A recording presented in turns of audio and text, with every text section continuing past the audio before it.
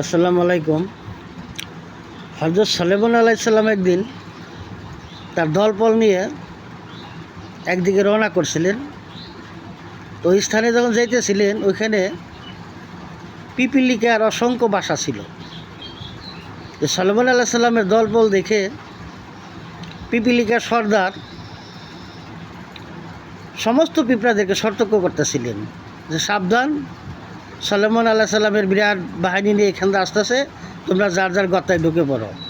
এমন না হোক যে তাদের অজান্তে তোমরা পিছু মরবে।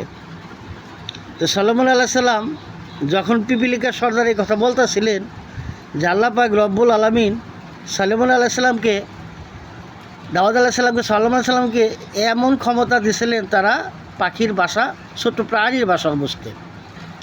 তো পিপিলিকা যখন এই কথা বলল, পিপিলিকা সর্দার সুলাইমান আলাইহিস সালাম মিসকি মিসকি হাসলেন। এই জন্যে হাসলেন গর্ব করে আল্লাহর প্রতি যে এতটুকু সামান্য একটু পিপিলিকা, তারও আমার প্রতি বিশ্বাস আছে যে আমি ইচ্ছাকৃতভাবে তাদেরকে মারব না, হয়তো আমার অজান্তে তাদেরকে মারতে পারি। এই জন্য তারা জাতিকে সতর্ক করতেছে। তো এই ছিল নবীদের প্রতি বিশ্বাস। ছোট প্রাণী, জীব জানোয়ার সবারই ছিল, কিন্তু মানুষের ততটা মানুষের ছিল না। ভিডিওটা বেশি বেশি শেয়ার করে দিন।